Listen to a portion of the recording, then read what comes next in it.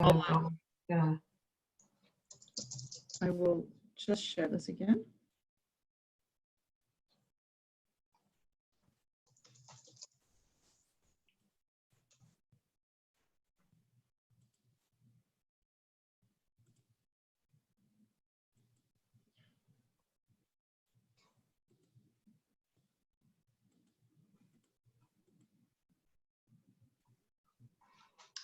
Okay, so I think we'll get started.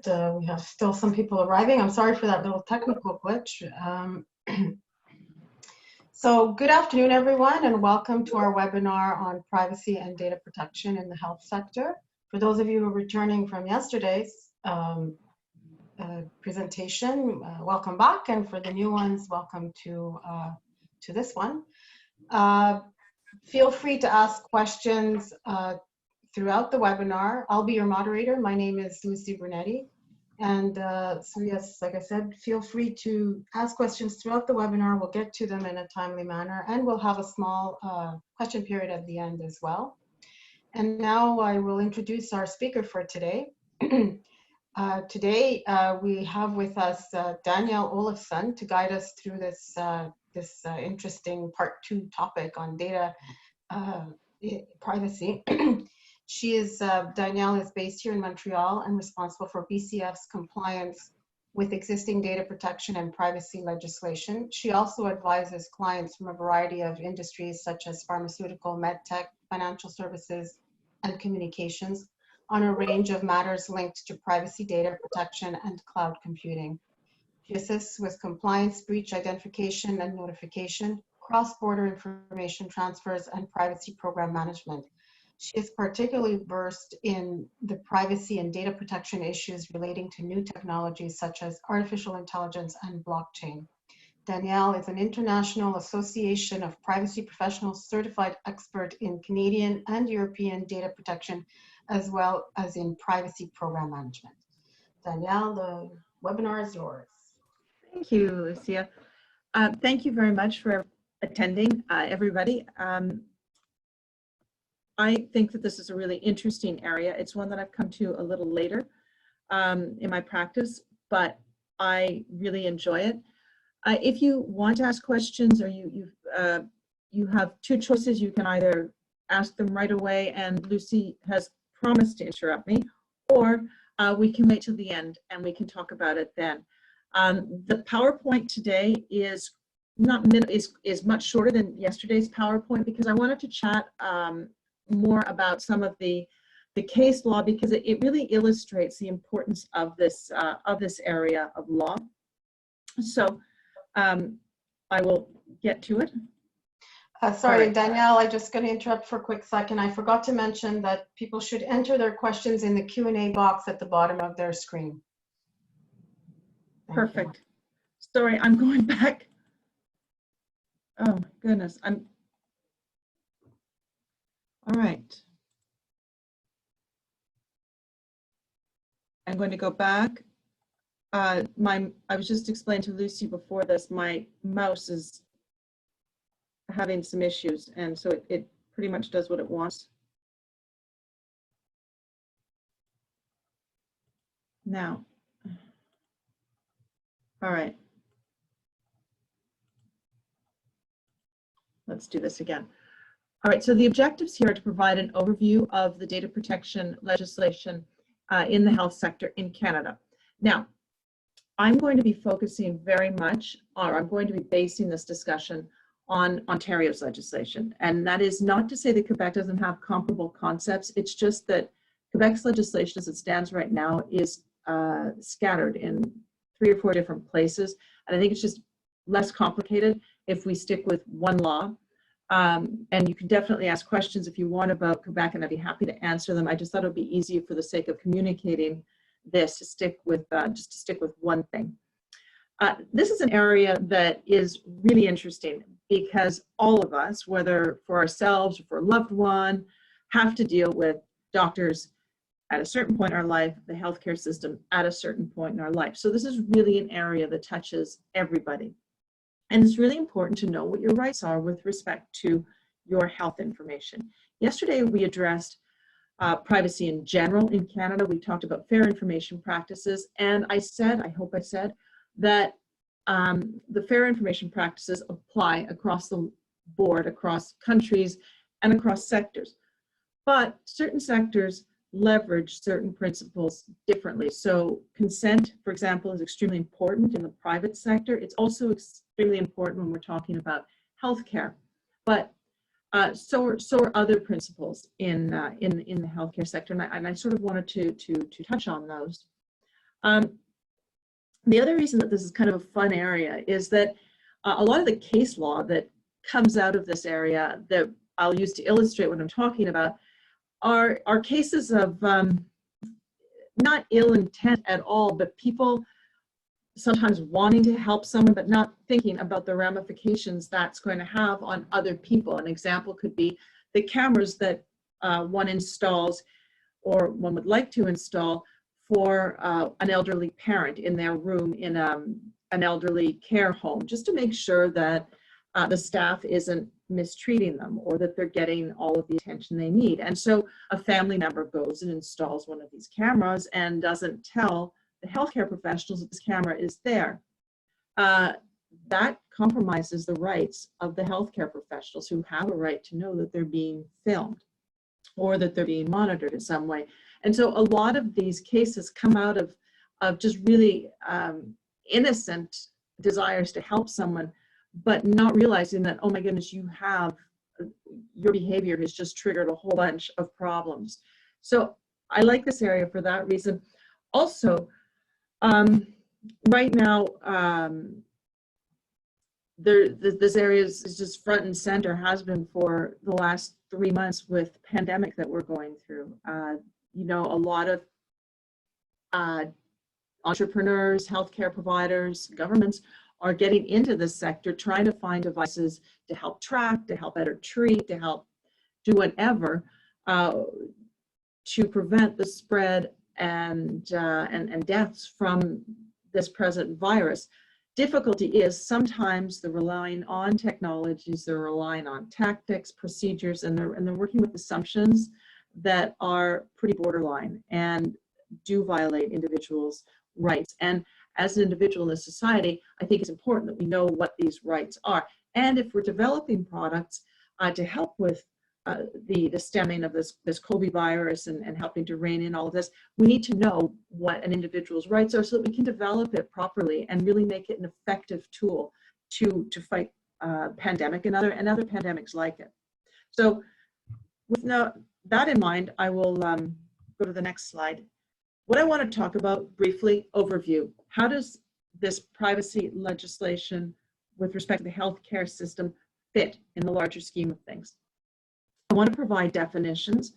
I want to talk about the certain principles that are really important in this sector and illustrate them. Then I want to talk about two things in particular: research. How do you conduct research in a way that is compliant? And genetic testing. Is it allowed? Is it not allowed?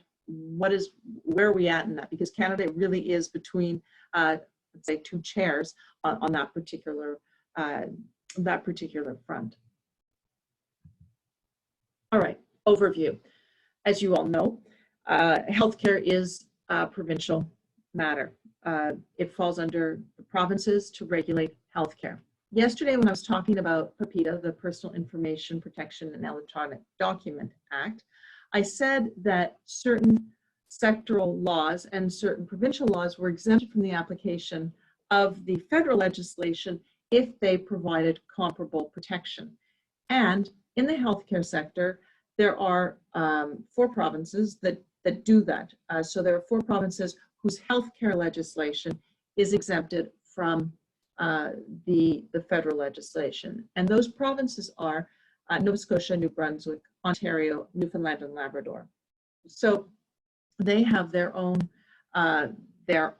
laws regulating the processing of information in the healthcare sector. Now, if that isn't the case, if your law has not been exempted, then you may have to comply with the provincial law as well as with the federal law. And the federal law is always there anyway, regulating certain practices that don't fall into the provincial law. An example of that would be, supposing somebody has developed an application that helps, they already have, track temperatures of individuals. Now, that app is processing personal health information, but that does not make the application necessarily a custodian or the person who they're processing on behalf of a custodian of information. And I'll get to the definition of a custodian in a minute. So that's one thing that we have to talk about. A regulator, again, because this is a provincial area, a provincial jurisdiction, any practices will be regulated by the Provincial Information and Privacy Commissioner. So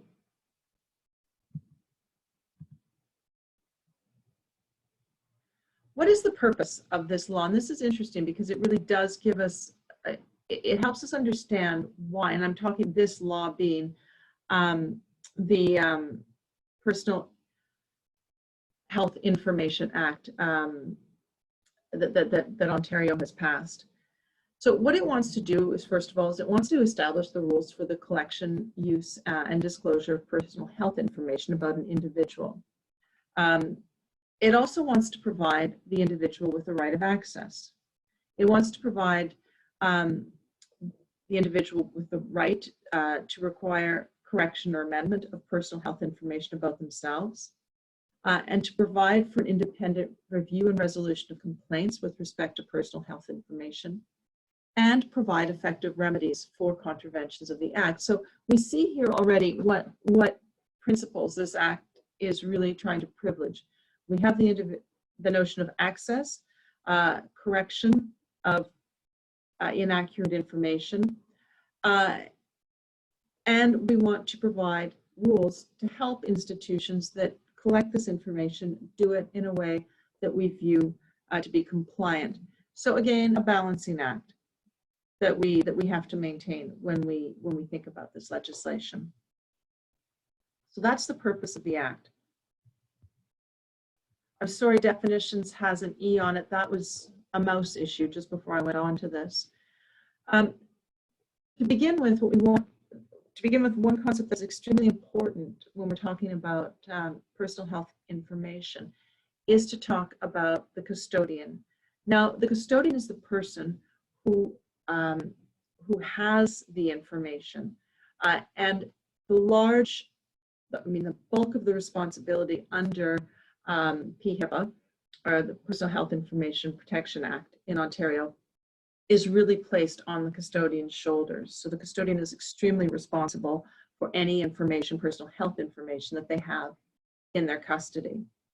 We're told that a health information custodian is a person or organization who has custody and control of personal health information as a result or in connection with performing the person or organization's, I'm sorry, my little screen here is in the way. Anyway, and so the various examples of healthcare custodians are, for instance, a healthcare practitioner. So your doctor is a healthcare custodian. The clinic that the doctor works for, also a healthcare custodian. A service provider within the meaning, sorry,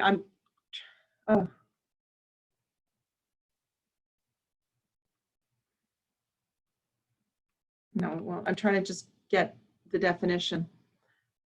So I want to get my my camera out of here. Anyway, whatever, it doesn't matter. A person who operates one of the following facilities, programs, or services. So a hospital. A hospital is a health information custodian. Just as an aside, two provinces, Manitoba and Saskatchewan, don't talk about custodians, they talk about trustees. So if you come across that, it's the same thing as a healthcare custodian. So a hospital falls under the qualification of a custodian. A long-term care home or placement coordinator. A retirement home is a custodian. A pharmacy is a custodian. A laboratory or a specimen collection center is also a custodian. Ambulance service. A home for special care and then centers or programs for mental health programs. An evaluator within the meaning of this Healthcare Act or in the meaning of the Substitute Decisions Act is also considered a custodian. A medical officer of a health board, the minister, together with the ministry, if the context so requires, and any other person prescribed as a health information custodian if the person has custody or control of personal health information. So this is a long list of who can be considered a custodian. One of the important things to remember is your insurance company is not considered a custodian. So, and this is important when we come to talk about the sharing of information, because custodians within a certain context can share the health information among each other without the consent of the individual. And it's really important when we look at these custodians to realize that there are, as we know, many people who intervene when an individual is ill or when they need help. And with this law, what we want to do is we want to create a law that at the same time protects the individual, their integrity, their right to protect their personal health information, which is extremely sensitive information, but also we want to make it possible for all of the different people who need to treat this individual to be able to do so as easily as possible. It's very complicated if you have to keep going back and asking for consent and doing this and doing that. You want to reduce the red tape as much as possible while at the same time protecting the individual. And that's the really tricky balance that we have to maintain when we're dealing with this particular area of personal information. So we move on to personal health information. And this is interesting because it's a very broad definition. So yesterday when we talked about PIPEDA and we talked about various Personal Information Protection Acts, we can remember that personal information is information that identifies, or is information, pardon me, that relates to an identifiable person. Here we have a special category of personal health information. And we're told that personal health information is identifying information about an individual in oral or recorded form if the information relates to the physical, mental, or mental health of the individual or family history. So that's really interesting. So when I'm talking to my doctor and I'm giving them history about my parents or my brothers or somebody else, that information is also protected. It's not just my information that's protected. Relates to the providing of health care to the individual, the identification of a person as a provider of health care of an individual. So that's very interesting as well. Is a plan of service within the meaning of, sorry, I can't read the name of the act. Relates to payments or eligibility for health care or eligibility for coverage for health care in respect to an individual. Relates to the donation by the individual of any body part or bodily substance. Or is derived from the testing or examination of any such body part or bodily substance, is the individual's health number, or identifies an individual's substitute decision maker. So all of this information is personal health information. Let me speak about a few pieces of this. An individual substitute decision maker, that is the person who can make a decision if I am incapable to do so. I may be unconscious or I may be incapacitated mentally. And so the law steps in if a person has not, if an individual substitute decision maker has not been appointed, the law will step in and creates a rank of who can take a decision on behalf of the individual if that individual is incapacitated. This information, this definition is also really interesting because it doesn't just concern a diagnosis, be it physical or mental. It also concerns whether I'm eligible to receive certain payments of certain insurance or can pay for this treatment. It covers my health insurance number,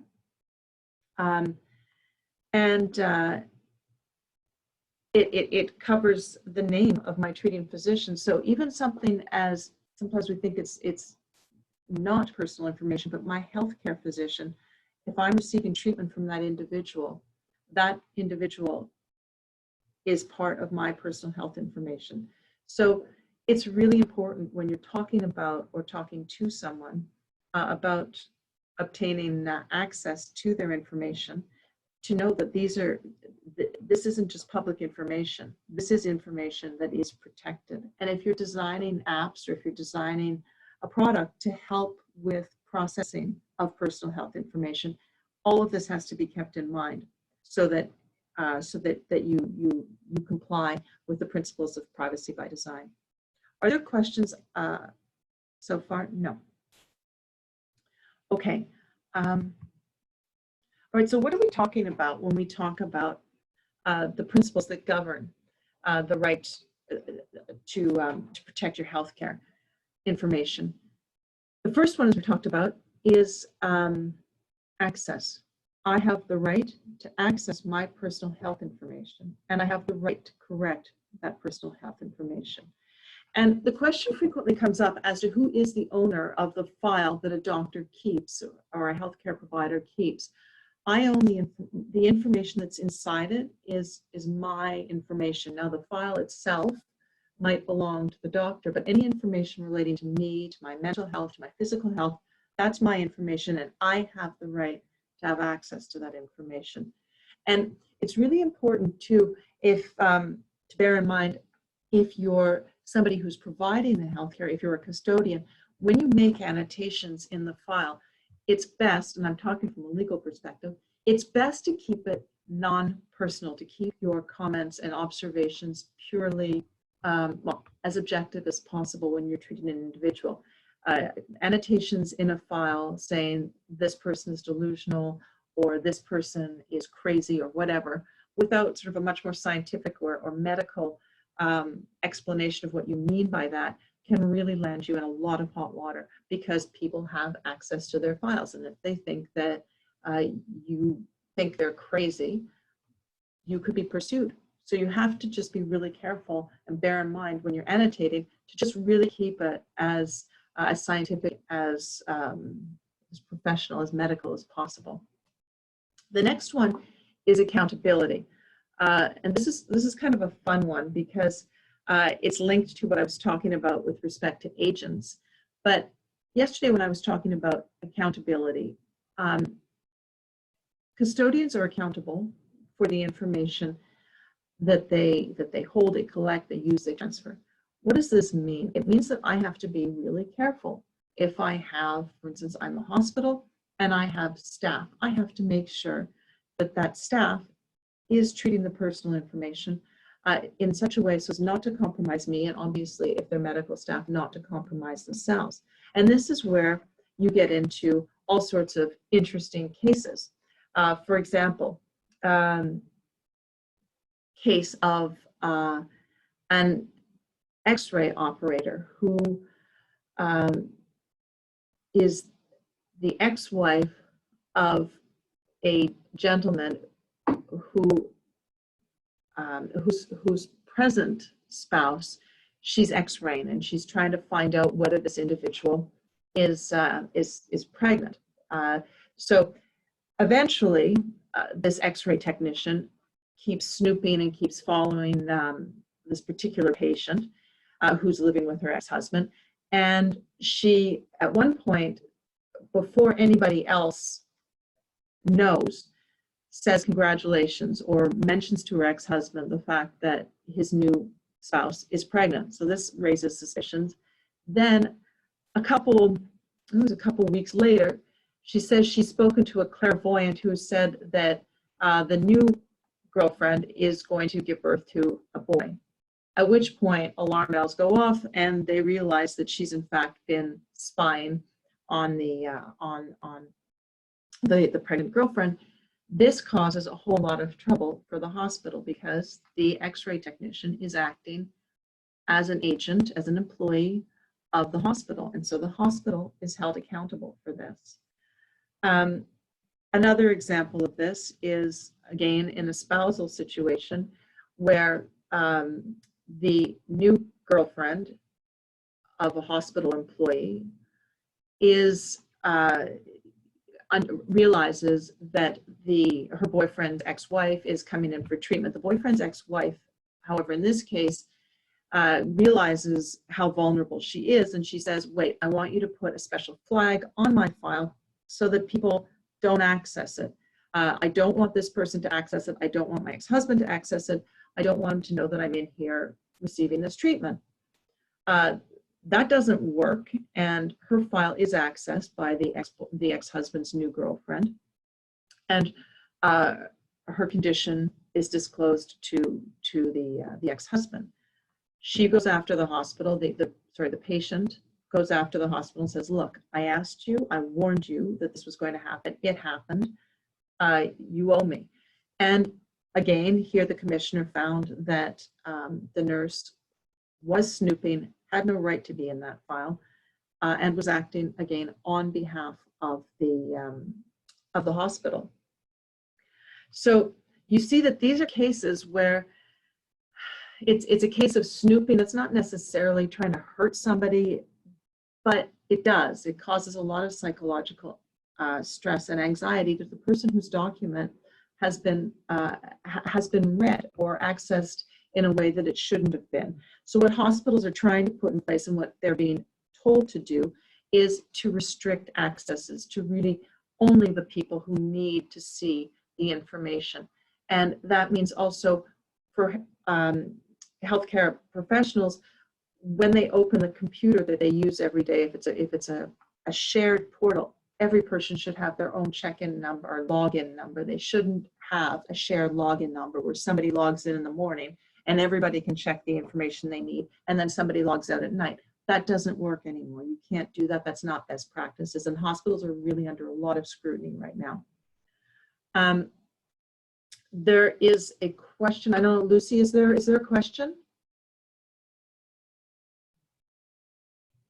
Well, I will. Yes, there is. Oh. So is it possible to redact those subjective comments before giving the medical file to the patient who requests it?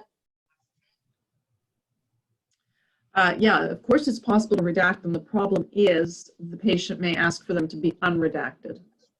And depending on how far it gets up the judicial, like how far it gets up the legal, what am I saying? I'm trying to say the court scale, a judge may or may not decide that information has to be unredacted if possible. And then you're going to get into a whole bunch of questions as to whether we have originals of this, whether there's any way of knowing. And again, if you redact information of file, it goes before court. It looks like you're trying to hide something. So yes, you can. Is it a good idea? Probably not. Great question though, because it really gets to the heart of what this is about and of what these cases are about. One last case, I promise, on this sort of patient or hospital and employee relationship. There is a decision that came out of an Ontario court last year, I think it was. I think it's a terrible decision, but that's just me, where hospital employees were taking the names of women who had given birth in, I think it was about 3 hospitals, and providing this information to registered education savings plans.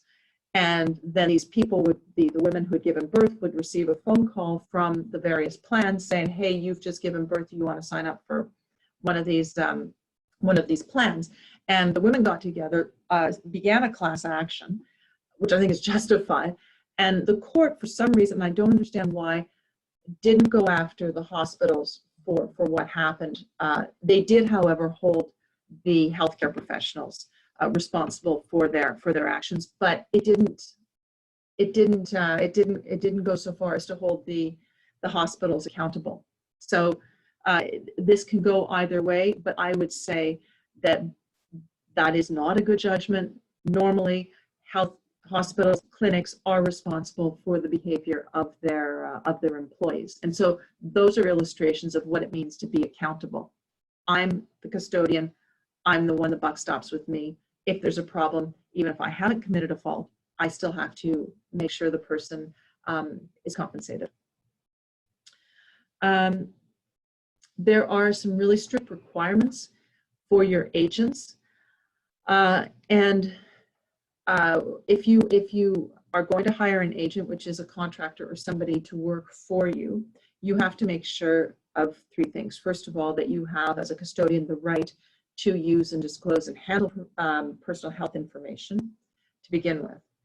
You then have to make sure that the person who you've hired as an agent also has that ability to handle, collect. I'm just going to read the passage. The collection, use, disclosure, retention, or disposition of the information is in the course of the agent's duties and not contrary to the limits imposed by the custodian or any other law. So you have to really hire agents who know what they're doing, and that the requirements prescribed by regulation are met. There are certain regulations that tell you the criterion that you need to use or adopt when you're hiring agents. A great example of this one is a very early healthcare case where a film company had hired a document disposal company to provide them with props. They were shooting a film in Toronto on September 11th, about the events surrounding September 11th, 2001. And they wanted to make the set look like the trade towers had just fallen and there was a mess everywhere. So they had strewn papers all over the sidewalks, and these papers they'd acquired from this document disposal. Turns out these were old patient records, and somebody came along and saw them and reported this.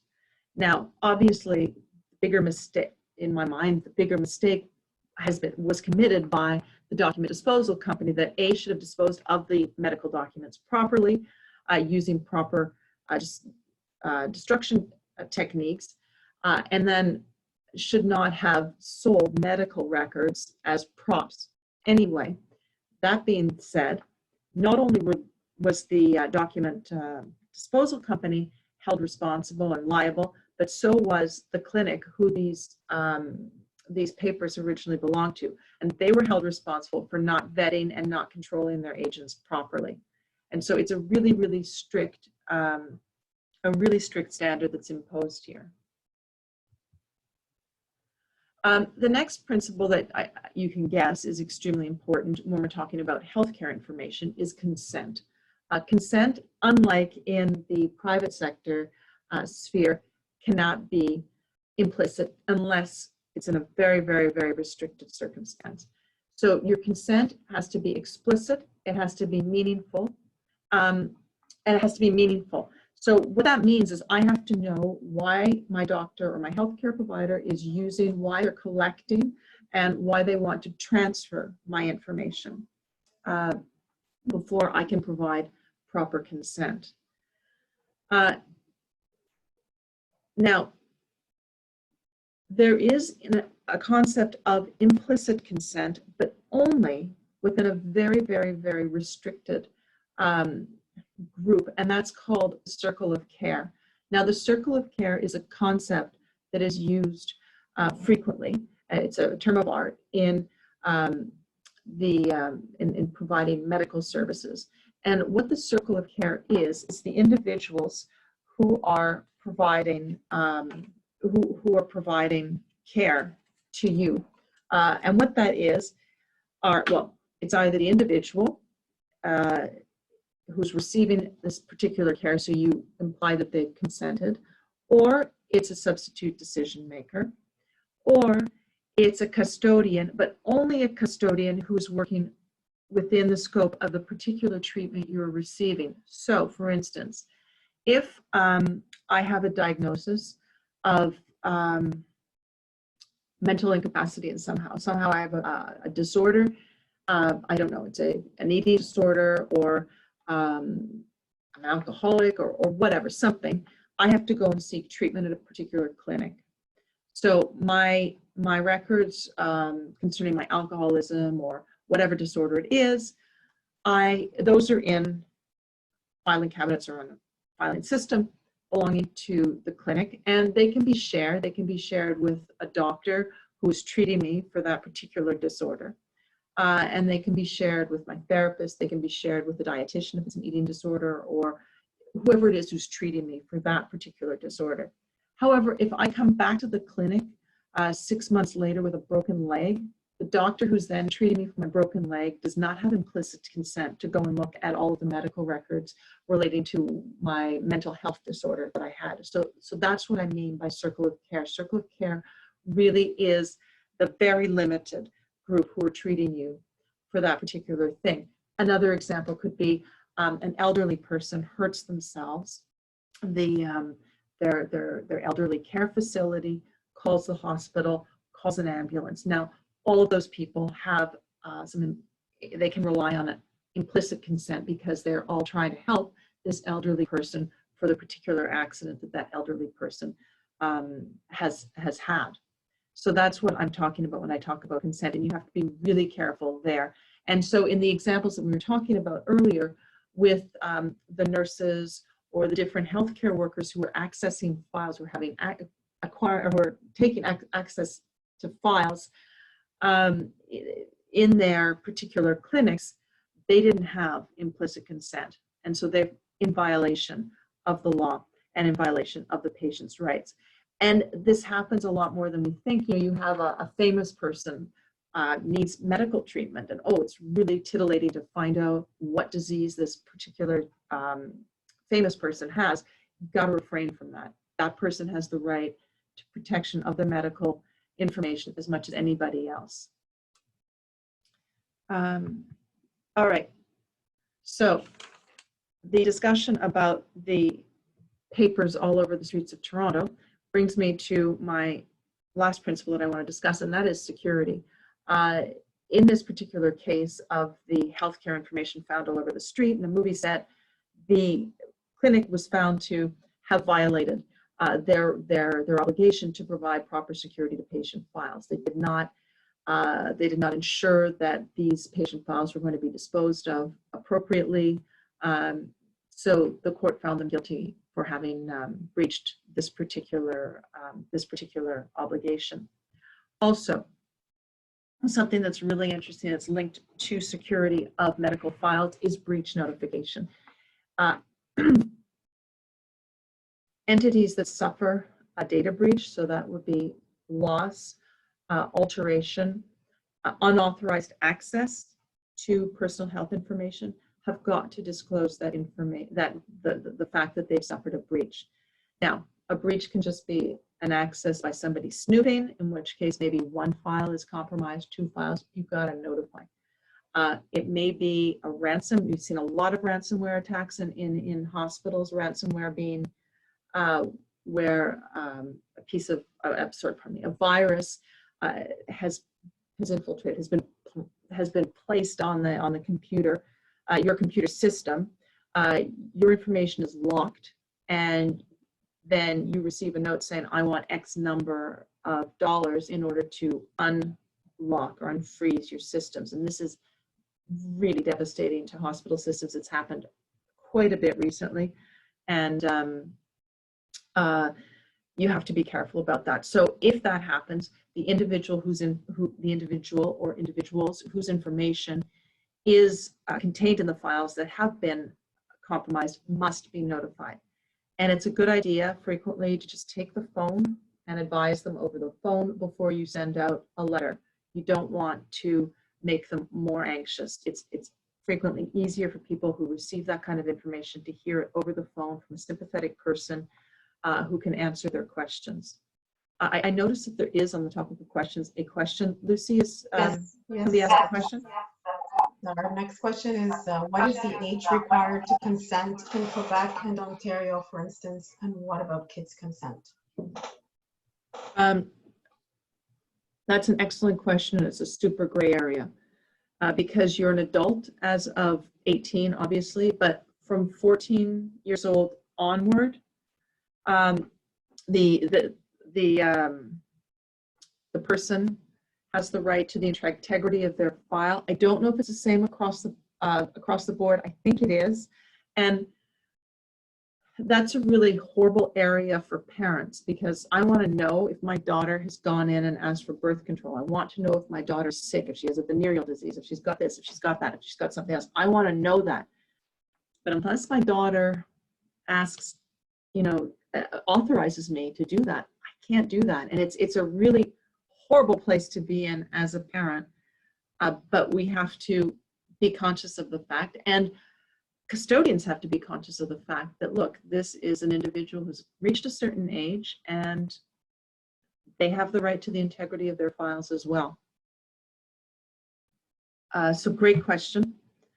One thing I wanted to mention too, with respect to security, is certain jurisdictions, and in this case, Nova Scotia and British Columbia, place restrictions on transfers of health information outside of Canada, which means that you have to be careful if you are using a cloud provider that has servers outside of Canada. You have to really house that information in Canada. Now, there are exceptions to that.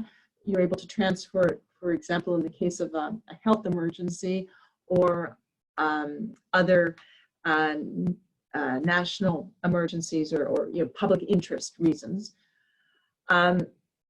But you have to be aware of the fact that those two provinces are a little tough on transfers of information outside of the province. BC recently has relaxed that in the wake of the present pandemic.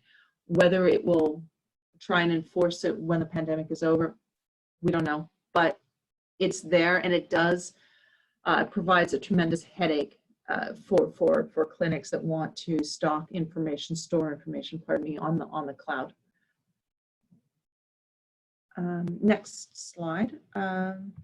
So, coming to my last two topics. What do we do about research? Really hot topic when you're dealing with personal health information is research. What can you do? What can you not do? Well, as with other privacy legislation, if information is truly de-identified, then it doesn't qualify as personal health information, and you can do what you want with it. The only difficulty is truly de-identifying something is extremely difficult. So you have to be really, really careful that you cannot re-identify this information in any shape or form. You can conduct research if you have a patient's consent, or if the information has been disclosed by a custodian. The only thing, though, here is that for a custodian to be able to make this disclosure, a particular researcher has to have applied. There has to be the decision of a research ethics board approving the plan. And then the custodian has to put in place an agreement with the researcher concerning the use of personal health information.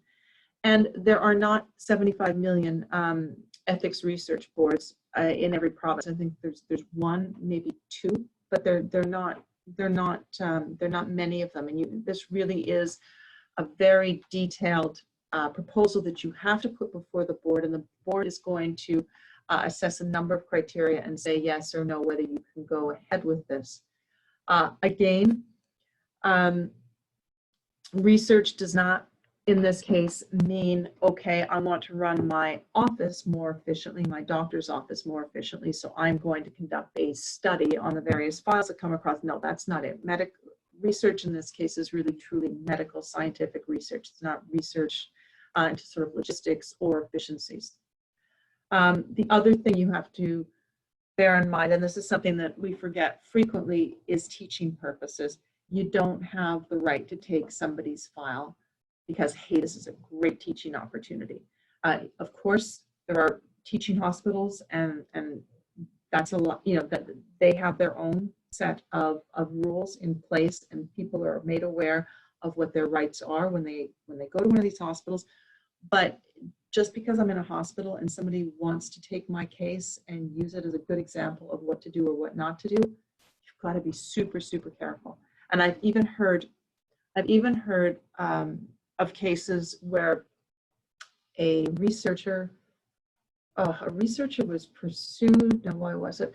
Because they were presenting. It was a presentation they were doing. It was online, and they had taken a picture of a person's thumb or finger, and thumb or finger had a very bizarre malformation or disease or something. There had been an amputation, and there was a picture of this amputated digit in all of its deformity. And for some reason, the person, either their sibling or the person whose finger it was, came across this presentation, knew the doctor or knew the clinic that it had come from, and said, hey, wait a second, you're using my personal information. Even if it's a severed digit, this is my personal information. You have no right to use this. And so these are things that we have to take into consideration when we're in the area of healthcare. Finally, genetic testing. Now, genetic testing is super. It's a super technique for an insurance company, and even for pension providers, because I can ask the particular candidate for pension or for insurance to take a genetic screening test, and then I can base my coverage on that. Do I give them health insurance, or is there too much dodgy stuff in their DNA, and I don't think that they're a good candidate, and they're going to get sick too quickly, and they're going to cost me money. So the American government actually stepped in and said, you can't do that. That insurance providers, health insurance providers, cannot make a genetic screening test mandatory prior to providing healthcare coverage. Also, employers cannot do that. And this is even extended to pension providers. You cannot ask for this kind of information in order to base your pension decision on this information. So Canada, in 2017, went along, passed a Genetic Non-Discrimination Act. Okay, however, it got challenged because Quebec believed that it infringed on Quebec's jurisdiction. So there's a constitutional challenge right now concerning this law. Interestingly enough, it was passed by the House, but the government had said, it's not going to pass because there is this conflict. You are stepping on the province's jurisdiction. And sure enough, that's what happened. So right now we're waiting for a decision concerning this particular law. You know, the purpose, the reason for passing this law, I don't think is wrong-headed. I think it's the right thing to do. It's just that unfortunately they went about it the wrong way, and it caused more stalling in this area. The Office of the Privacy Commissioner, however, has issued certain guidelines when a company wants to conduct genetic testing. And this again is very typical of the kind of guidelines that we see, or the kind of court decisions that we see, where the person who is asking to conduct these tests is then told, okay, but you have to balance this against other options. And so the various criteria are is the collection and use of results necessary to achieve a legitimate purpose. Are the results likely to be effective in achieving that purpose? So we don't want you just shooting in the dark using this really intrusive form of testing just on the off chance it might give you a result that's effective. We really want you to be using a test that is accurate and achieving the results that you've set out to achieve. Are the collection and use proportionate to the benefits to be gained from conducting this testing?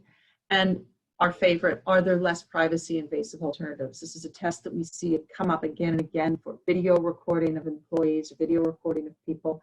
The court is constantly saying, okay, you really need to do it. Is this the best way to do it? Is there a less intrusive method? And what are the benefits concerned when you compare those to the privacy, the intrusion upon a person's privacy? So those are the topics that I wanted to cover. And I don't know where we're at. Oh, we have a few minutes left for questions and answers. Lucy, do we have any questions? No, not at this time. So I encourage people to write their questions in the Q&A box at the bottom of your screen.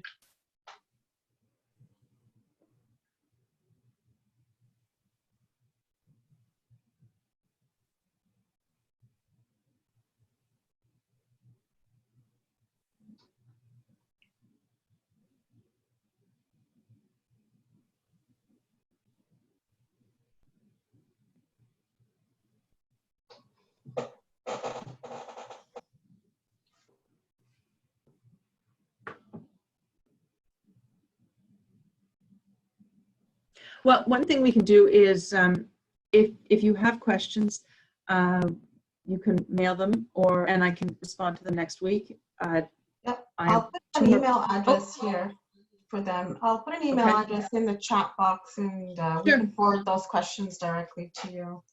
Yep, that's perfect. Oh, we've got a question. Okay, here we go.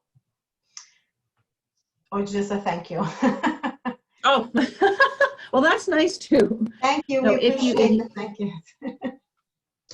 that's very kind of you. I will see everybody then next week. If you're interested, I think our two concluding presentations are on the European data protection legislation, and then the American data protection regime, which is complex but extremely interesting. So thanks to everybody for listening, and I'll see you next week. Thank you, Danielle, for this really nice talk. And thank you, everyone, for joining us today. Have a great afternoon. Thank you.